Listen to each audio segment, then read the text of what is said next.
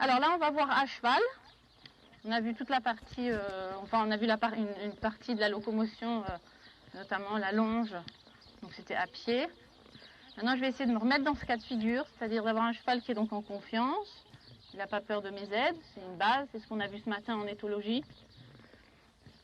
Et maintenant que je suis sur mon dos, je me dois de tout faire pour essayer de mettre mon cheval dans la facilité de me porter. Donc pour ça, ça passe par de la confiance. Je ne connais pas d'humain qui veuille faire de mal à un cheval. C'est souvent de l'inconscience, de l'ignorance. Voilà, donc on ne se rend pas vraiment compte de comment le cheval devrait se positionner pour mieux nous porter, et mieux se porter en avant. Et mieux exécuter finalement ce qu'on lui demande. Donc il faut se remettre dans son contexte. Hein, on l'a sorti de son contexte, c'est-à-dire qu'on l'a enlevé de son espace naturel, de son environnement naturel. Il est dans une carrière et on est sur son dos. Donc d'une part, il faut que le cheval ait compris nos aides et après, il faut qu'il y trouve un intérêt à se porter en avant. C'est-à-dire que ça ne lui fasse pas mal quand on lui demande quelque chose. Donc, comme on l'a vu à la longe, maintenant qu'on peut communiquer et qu'il se laisse faire parce qu'il a confiance, il a vu qu'effectivement il n'y avait aucun intérêt à être contre nous et que ça se passait toujours bien, on va essayer de communiquer une fois sur son dos et même à pied dans le mouvement en avant, on va essayer de communiquer sur la posture du cheval. La posture du cheval est conditionnée par l'avant-main et notamment l'attitude. C'est un des observables de ces deux actes qui sont représentés donc par les observables de la locomotion, connexion, les connexions, là c'est psychologique du cheval, et le rapport direct corps humain, corps cheval, positionnement. L'accord des aides, donc c'est un volet très important et qui est hyper perfectible. Connexion cadence, donc avoir un cheval qui est dans une cadence conforme à lui, c'est-à-dire ni trop vite ni trop lent. Un cheval trop vite, on cherchera à le ralentir, naturellement fuyant, on fera tout comme repère, on aura cette cadence qui se ralentira. Un cheval qui n'a aucune appétence au mouvement en avant, le repère que effectivement le cheval est en avant et volontiers en avant, c'est qu'il maintient une cadence un petit peu plus soutenue, un peu plus soutenue que dans son envie naturelle. On sait que son naturel est très lié à son physique, c'est-à-dire qu'une prédisposition au mouvement en avant, elle est en phase avec son physique. C'est-à-dire qu'un cheval qui est naturellement prédisposé à aller vers l'avant, parce que mieux orienté dans son corps, donnera une réponse vers l'avant beaucoup plus facile qu'un cheval comme celui-là qui est plutôt dans le statique, parce que physiquement, pas propice à l'engagement et à la poussée vers l'avant. Connexion, cadence, attitude. Donc on a beaucoup d'impact sur l'attitude, c'est-à-dire que le cheval ayant confiance, par rapport aux aides de son cavalier, on va pouvoir mobiliser cette attitude du devant qui va mobiliser le reste du corps. Donc c'est très important, comme on l'a évoqué à la longe. Et on va voir que c'est très en phase avec ce que fait le cheval dans son dos. Donc ça va nous donner après l'amplitude, c'est le dernier des observables, connexion, cadence, attitude, amplitude. C'est-à-dire que c'est à travers cet observable-là, on va pouvoir se rendre compte de la qualité de l'allure, c'est-à-dire un cheval qui pousse vers l'avant avec amplitude et non pas foulée saccadée. Tout ça, ce sont les observables. Pour les obtenir, puisqu'ils sont les garants d'une locomotion juste, entre guillemets, il faut donc se positionner et essayer de mettre le cheval dans cette compréhension de se porter vers l'avant, et de se porter veut dire aussi de se soutenir. Voilà. Donc moi, je ne dois pas, avec mes mains, être en contradiction avec mes jambes. C'est important que mon cheval ait toujours une ouverture vers l'avant. Donc si j'ai mon cheval qui est embouti parce que tenu dans mes mains, je vais être tout le temps obligée de le solliciter avec mes jambes et de faire ces éternelles leçons de jambes. Et en plus, au-delà de ça, je vais être vraiment dans un monologue, c'est-à-dire mon cheval va mal vivre son quotidien. Parce qu'on lui dit tout et son contraire. Imaginez-vous dans ce contexte-là. C'est quand même assez déprimant. Donc, je favorise le mouvement en avant en suivant mon cheval, déjà en étant au-dessus de mes pieds, pas derrière. Donc, c'est-à-dire que moi, mon centre de gravité est au-dessus de mes pieds, au-dessus de mon cheval. Je suis sur mon cheval, on est emboîté. Donc, il faut toujours que j'ai envie d'aider mon cheval à pousser. De là, mes mains doivent accompagner. Donc c'est intéressant de se libérer de ce stress, de devoir tenir la tête de son cheval, d'où l'importance d'ailleurs d'avoir eu la sérénité au préalable. De là, je vérifie effectivement qu'il y a une réponse quand même, un stimuli des jambes qui a un intérêt pour le cheval. Donc effectivement, primairement, je mets les jambes et le cheval, effectivement, il faut qu'il aille vers l'avant. Sinon, je me repositionne, ça veut dire qu'il y a un positionnement pas très clair. Mais je sais que l'envie, l'appétence au mouvement en avant n'est pas juste dépendant d'un bon positionnement. Il est dépendant de comment le cheval va trouver la solution physique de répondre à ma demande du mouvement en avant. Ok, donc je vais agir. Mon cheval a complètement pris l'habitude de descendre vers l'avant, la porte est ouverte, il n'a aucun problème à y aller. Voilà, et je lui propose d'avancer encore plus l'angle tête-encolure pour favoriser cette amplitude vers l'avant. Cette extension d'encolure va inviter le cheval donc à mettre son dos dans le sens, dans un sens propice à la charge qu'on va avoir sur son dos. Et ça va avoir aussi un intérêt de mettre le cheval dans l'autonomie de son équilibre. C'est-à-dire que là, le cheval, c'est lui qui se tient. Si il ne se tient pas, il va automatiquement relever la tête. Donc, c'est-à-dire que dans la poussée, pour se tenir, s'il n'a pas le dos, il va avoir un réflexe de récupérer cette poussée en relevant la tête pour sauver sa peau. Donc si moi j'arrive à avoir un impact sur son attitude du bout de devant et d'avoir un cheval donc qui volontiers va vers l'avant, si je l'invite à rester un petit peu plus vers le bas parce que la zone de confort elle est plutôt vers l'avant et que je le mets dans la situation de pouvoir pousser engagé avec des exercices, même en extension d'encolure, mon cheval va naturellement se débrouiller et s'organiser au niveau de son équilibre. On n'aura pas un cheval plat en extension d'encolure, on aura un cheval qui va donc pousser dans l'extension d'encolure en se tenant.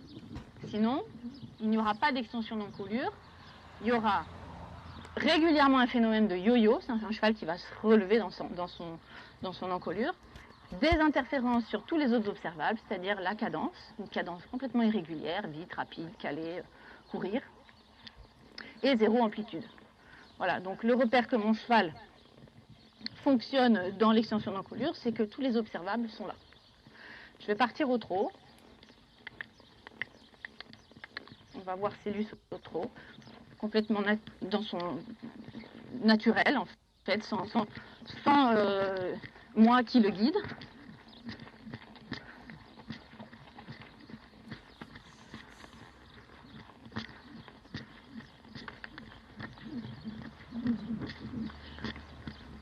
Voilà, et petit à petit, je vais lui demander de pousser un petit peu mieux, un petit peu plus.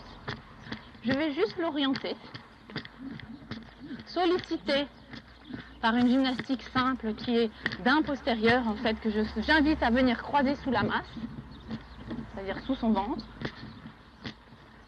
et j'observe.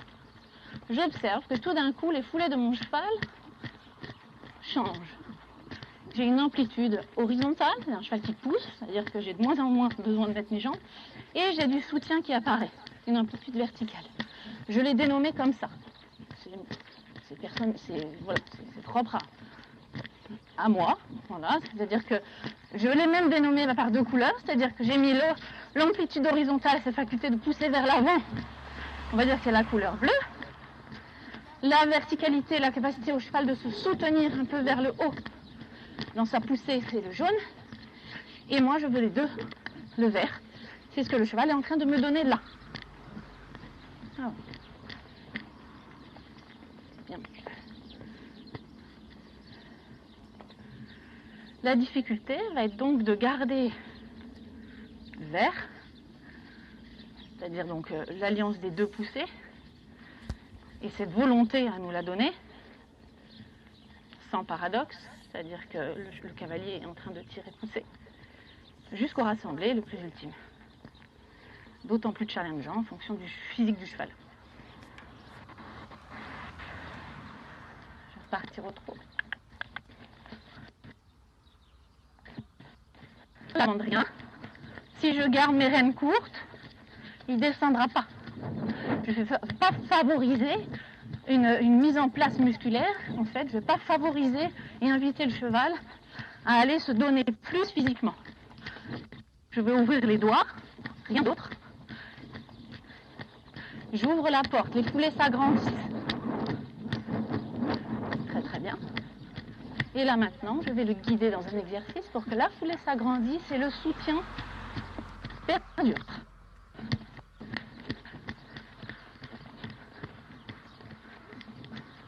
Et ça me donne plus de puissance. Oh.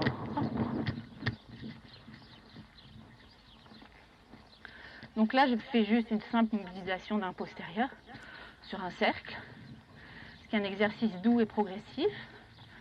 Je pourrais après faire la même chose sur des exercices académiques que l'on connaît, la session à la jambe, en demandant un peu plus d'engagement. C'est-à-dire, je vais positionner mon cheval, et lui, à la difficulté,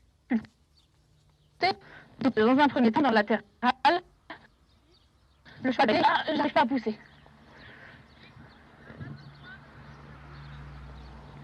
Je disais que le latéral, plus il est prononcé, plus il va favoriser le soutien et on aura pour difficulté à garder l'envie, en fait, la poussée du cheval vers l'avant.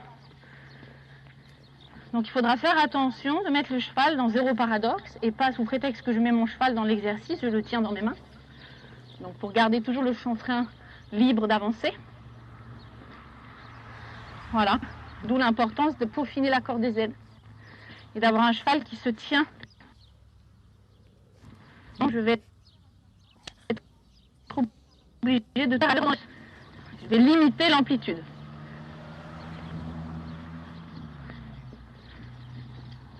Voilà. Ça, je peux le faire au pas et au trot. Ok. Sinon, il faut que tu mettes l'animateur un peu plus là. Tu mettes l'animateur là.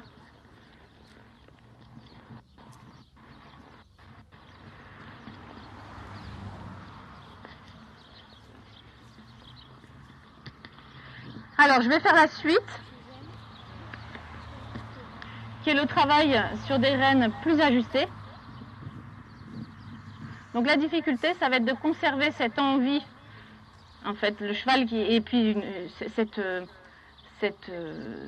capacité à nous porter, en fait, que le cheval puisse nous porter sur des rênes plus ajustées.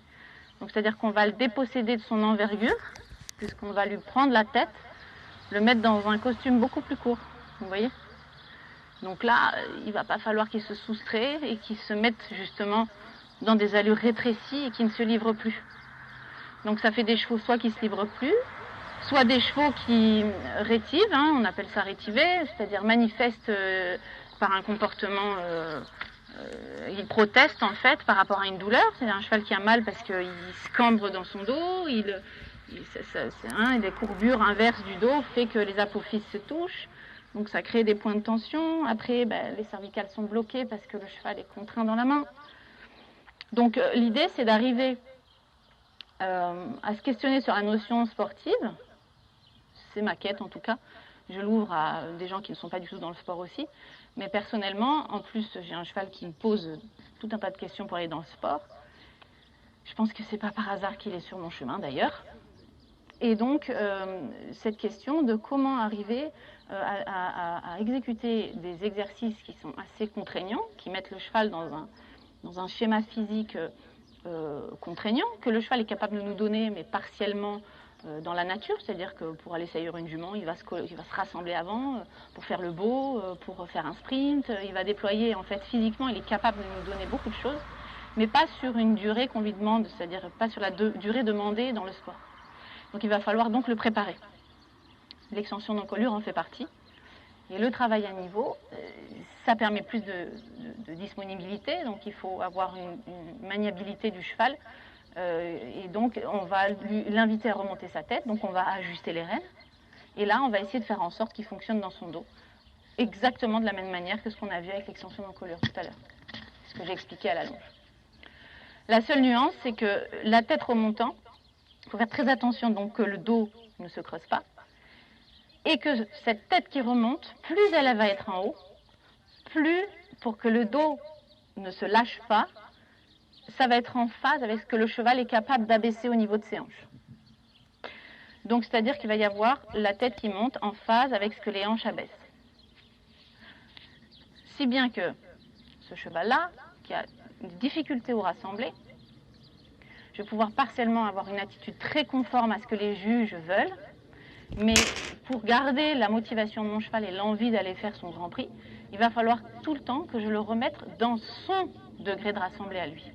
Donc une attitude qui n'est pas conforme à ce que les juges attendent par rapport à un idéal de cheval. Donc moi j'en suis consciente, c'est pour ça que je parlais de performance individuelle. Cette performance de pouvoir aller faire les airs du Grand Prix tout en préservant mon cheval, qui a 17 ans maintenant, sans aucune infiltration, aucune, et un physique qui est plutôt anti-dressage. Voilà, donc ça amène beaucoup de réflexion et beaucoup de conscience, et c'est pour ça que j'essaye d'en faire part autour de moi et que j'ai créé de ces deux arts. Parce que, en fait, c'est l'univers des possibles, on peut tout faire, du moment qu'on est conscient de beaucoup de choses. Donc là maintenant, je vais me lancer au pas, avec difficulté, puisque mon cheval est arrêté, donc il n'y a aucune dimension motrice mise en route, avec un cheval qui se mobilise physiquement en se mettant en place dans son dos. Donc je vais lancer Célius, et de là, je vais essayer de l'orienter, comme ce que j'ai fait en extension d'encolure. Donc une fois qu'il est lancé, par une simple connexion, une mobilisation de mon cheval, par mes aides, simples, mes jambes, mes mains qui ouvrent, j'ai des doigts régulièrement et même tout le temps ouverts, et je vais tout faire pour que le cheval tienne son encolure, parce qu'il tient son dos. C'est-à-dire que l'encolure est attachée au dos. Donc si le cheval tient son dos, il tient son encolure. Voilà. Donc à chaque fois que vous allez voir une attitude s'aplatir et un cheval un tout petit peu s'horizontaliser excessivement, c'est qu'en fait le dos ne sera pas assez sollicité. Donc moi j'ai un repère qui est mon attitude, l'attitude du bout de devant. Si je la fabrique avec mes mains et non pas avec le dos, pour vous montrer, je vais donc par une action directe sur l'impact sur la nuque de mon cheval, pouvoir baisser la tête de mon cheval. Voilà, je lui demande éternellement, donc c'est comme une leçon de Jean, je vais devoir toujours demander parce que le dos n'est pas en place, je vais toujours demander que la nuque soit là. Je te demande si s'il te plaît là. Donc, parce qu'il a appris que quoi que je lui demande, ça allait bien se passer, il me le demande, mais il ne comprend pas bien pourquoi. Concrètement, il dit oui, mais c'est comme si il y a quelqu'un qui ne tient pas droit et vous lui dites perpétuellement tiens-toi droit. En fait, il faut juste l'inscrire dans une salle de muscu et il se tiendra droit après. Vous voyez, c'est-à-dire qu'il faut quand même tout faire pour qu'il se tienne droit. Sinon, on va tout le temps répéter. Tiens-toi droit, tiens-toi droit, tiens-toi droit. Donc, il faut que le cheval, je le mette dans ce schéma de participer à tenir son encolure. Mais pour vous montrer, l'horizontalité, ça va être là, dans l'alignement du garrot.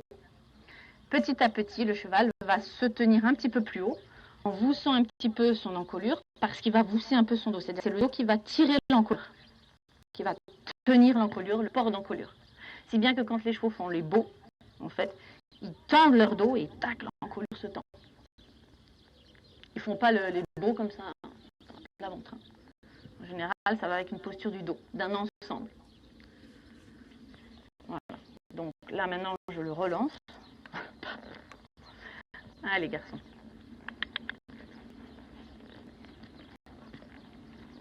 Plus le cheval est gros et grand, plus il est long à installer. Plus il faut inviter le cheval donc à avancer en le motivant notamment avec les aides. Hein. J'ouvre les jambes pour qu'il avance, j'ouvre mes mains et après je vais le mettre dans les exercices. C'est normal que ce soit un peu long au début. Et c'est parce que je le mets dans les exercices que ça va être moins long d'ailleurs. Donc là il y a l'horizontalité, vous voyez que je suis balancier de mon cheval, c'est-à-dire que je ne l'empêche pas d'avancer le bout du nez. Et tout ce que je vais vouloir, c'est qu'il se tienne jusqu'au rassemblé. Toujours le bout du nez en avant. Et donc, moi, les mains en avant.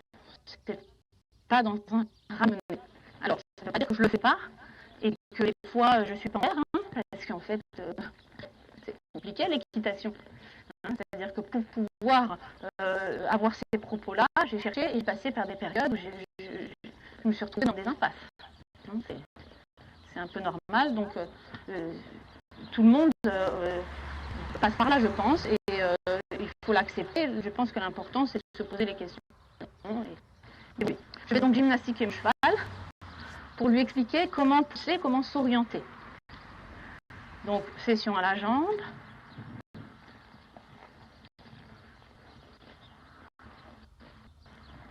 Voilà. Je vais faire toute la gymnastique d'ensemble. Et on va voir ce qui se passe au niveau de son encolure et de sa locomotion, justement, puisque l'encolure a un impact visuel, est un impact visuel, en fait, et visuellement observable, qui nous permet d'identifier la locomotion. Donc, pour l'instant, il garde son pas. Il faut quand même que je sollicite, parce que la chaleur nous assomme.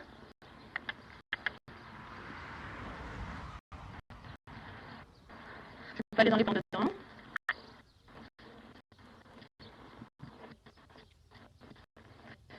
Voilà. Je l'invite donc à engager de plus en plus au fur et à mesure de mes exercices. Au fur et à mesure des exercices, l'épaule en dedans demande beaucoup plus d'engagement, favorise plus l'engagement que la session à jambe. Puis la en dedans favorise l'engagement et le rassemblement, c'est-à-dire l'abaissement des hanches. C'est-à-dire je mets les deux bouts en dedans de mon cheval sur mon cercle. Je raccourcis donc les bases de sustentation. Vous entendez là, ça a coupé. Les bases de sustentation du cheval, ce sont les 4 membres. Et tout le cheval va donc se rassembler en invitant les postérieurs à rejoindre les antérieurs par un exercice, pas par un ramené du cheval au niveau de sa tête. Donc moi, je vais même avancer mes mains régulièrement pour voir s'il se tient là-dedans, parce qu'il fait l'effort sur mes jambes pour suivre mon exercice de se rassembler. Voilà. Donc la tête est beaucoup plus haute que maintenant le simple cercle. Donc là, c'est ce qu'on appelle le rassemblé en phase avec ce que le cheval fait dans son dos, dans son corps.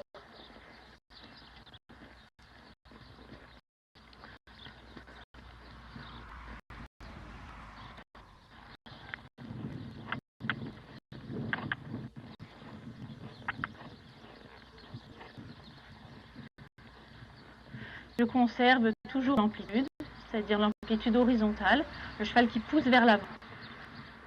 Et là-dedans, dans les exercices, il va apprendre à pousser vers l'avant en se soutenant.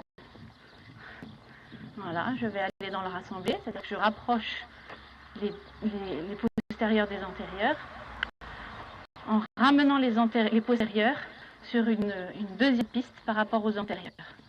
C'est-à-dire que les postérieurs, je leur demande de suivre une piste parallèle, ce qui fait que ça va raccourcir les bases de sustentation de mon cheval. Et là-dedans, il tient son port de tête beaucoup plus haut parce qu'il s'est rassemblé par rapport à cet exercice. Je ressors de l'exercice, mon cheval s'horizontalise naturellement. C'est important de varier les exercices pour ne pas se retrouver dans un excès de quelque chose. Parler des couleurs, donc là ça favorise l'horizontalité, le bleu. Le rassemblé va favoriser par exemple le jaune. Si je fais que du rassemblé, je n'aurai jamais le vert, c'est-à-dire que j'aurai que du jaune, un défaut de bleu. Voilà, c'est une aide pédagogique que vous imaginez ces couleurs-là.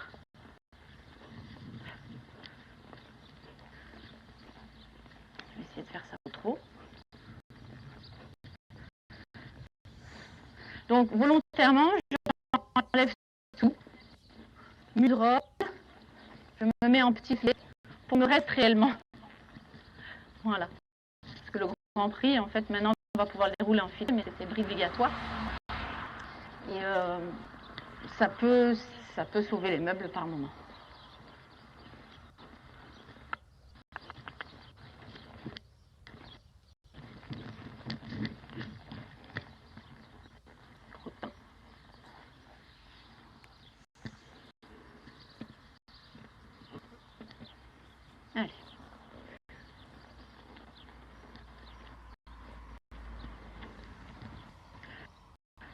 Au début, je n'empêche pas mon cheval d'avancer. Hein. J'ai toujours les mains basses, les doigts ouverts.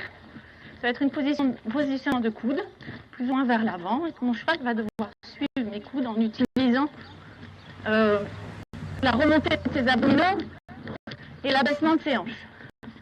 Plus je vais avoir les mains ici, vers moi, les coudes au corps, regardez, plus naturellement, il se verticalise. Il avance les mains et qu'est-ce qu'il fait? Il s'horizontalise. Donc si je verticalise trop tôt, je vais avoir un problème de poussée. Donc moi, je voudrais l'amener à prendre un peu plus d'assemblée, mais avec un cheval qui pousse sous lui et qui se tient. Pas qui se tient dans ses abdominaux et son dos, pas qui se creuse et qui s'appuie sur ma main. Donc je fais pareil. Je le navigue dans les exercices.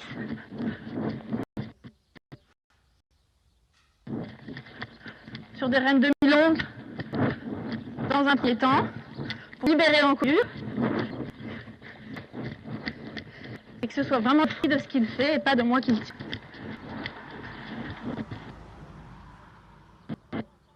Avant de permettre au cheval d'avancer, vous voyez que plus ça va, plus il met le moteur en route. La difficulté, c'est de suivre.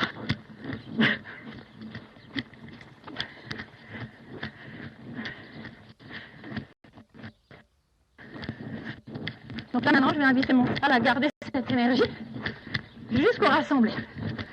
Donc je peux faire l'épaule en dedans, la hanche en dedans.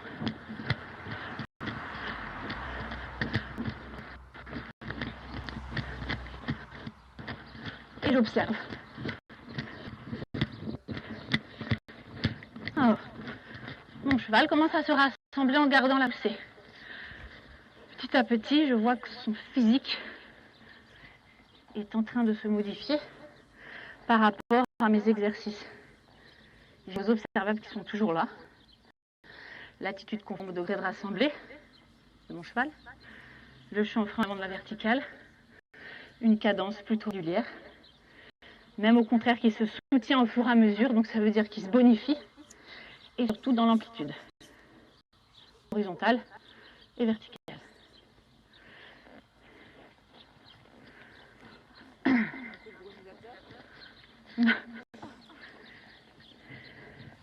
C'est juste qu'en parlant, en même temps, ça m'essouffle plus que d'habitude.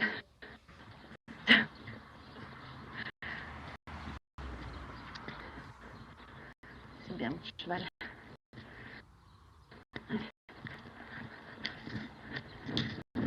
Donc vraiment, j'essaye d'être le plus neutre possible. Je suis tout le temps en train de faire en sorte que mon positionnement soit clair. Donc quand vous êtes à cheval, il faut tout le temps penser à vous, à votre positionnement. Si vous n'en avez pas les capacités, il faut vous entourer pour peaufiner votre positionnement. Je vais le mettre dans la sur la jambe, dans l'épaule en dedans.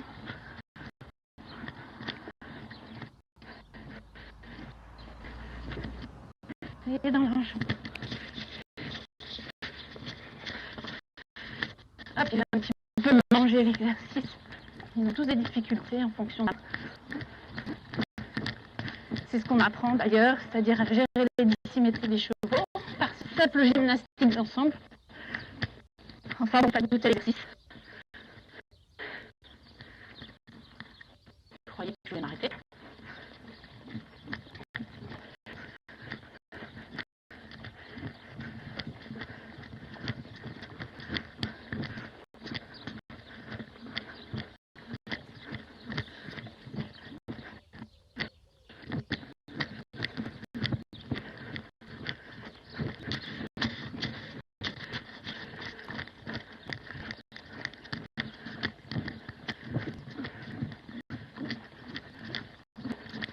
Voilà, je vais aller jusqu'au passage petit à petit. Alors s'il ne se tient pas, je fais du passage dans certains exercices qui vont inviter à comprendre comment se tenir et pas s'appuyer sur moi.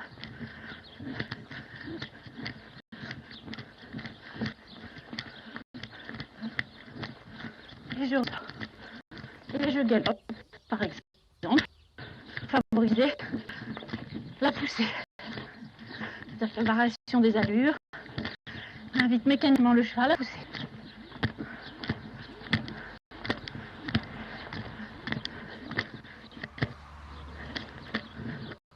Voilà. Et je marche.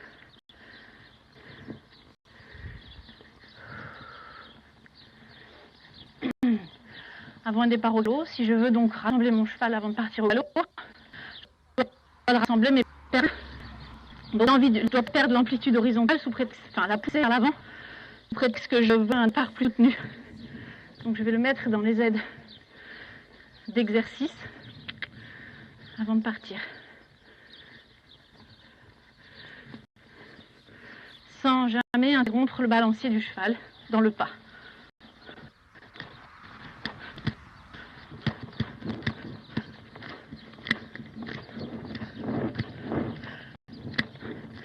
Si j'observe qu'il ne se tient pas complètement, je le mets dans les exercices au galop aussi. Voilà, donc un peu plus en encolure parce que il tourne dans son dos, parce que je le sollicite un petit peu plus au niveau de son postérieur interne.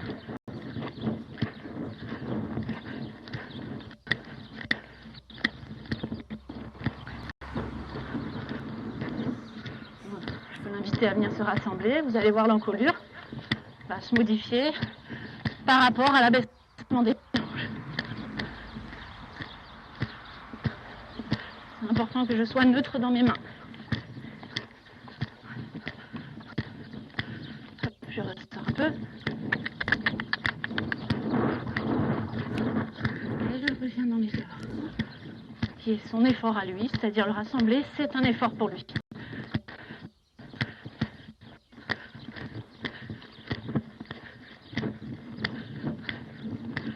Et je vais dans l'effort.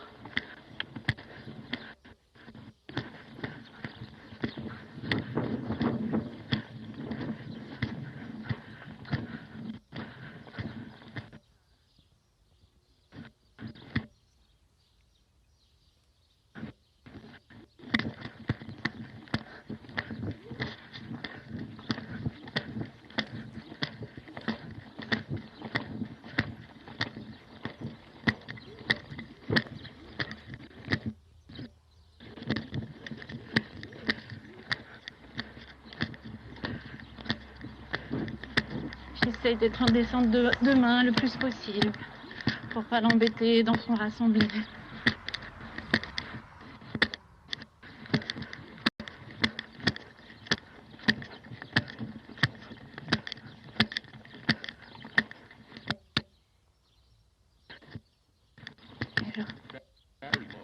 Je lui permets de se relâcher par rapport à l'effort. Mon cheval garde la bonne cadence, bonne attitude.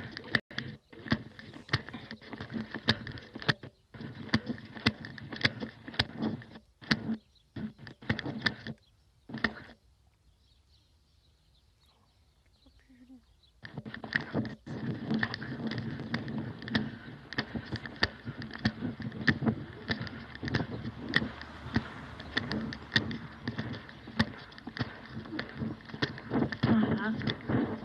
Je peux lui demander des préparations au changement de pied rapproché.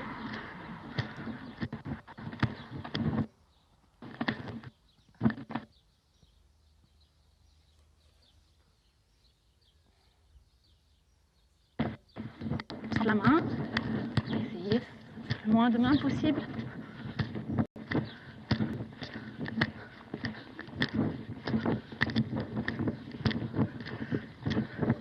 Je le restructure vers la porte, il est un petit peu fuyant. Je lui redemande de se soutenir. Et Luce.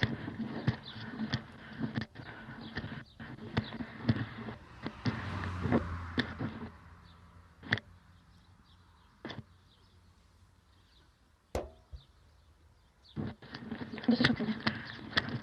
Non, non. Non, non.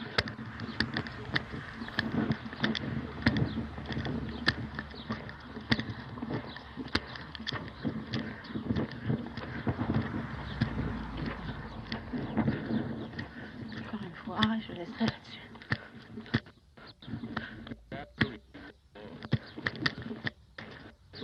Très bien. Le chantier. Oh. Rapprocher oblige le cheval à se responsabiliser là-dedans, sinon il va s'appuyer, faire des fautes.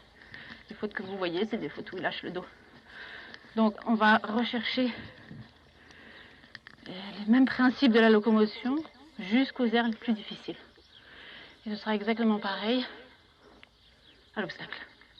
C'est-à-dire que c'est polyvalent, c'est-à-dire qu'un cheval reste un cheval qui soit obstacle, endurance, trek, j'en sais rien quoi, balade. Il faut l'aider par rapport, bien évidemment, à l'intensité de l'exercice, des efforts qu'on va lui demander. Mais quand même, il faut prendre le cheval dans cette dimension, comme selon ce concept-là, je pense, selon cette vision des choses-là. C'est-à-dire avec un aspect comportemental, psychologique, rentrer dans le monde psychique du cheval et le mettre dans la faisabilité physique. Voilà. Donc c'est notre quête de tous les jours. C'est Luce est le grand acteur de cette quête. Voilà.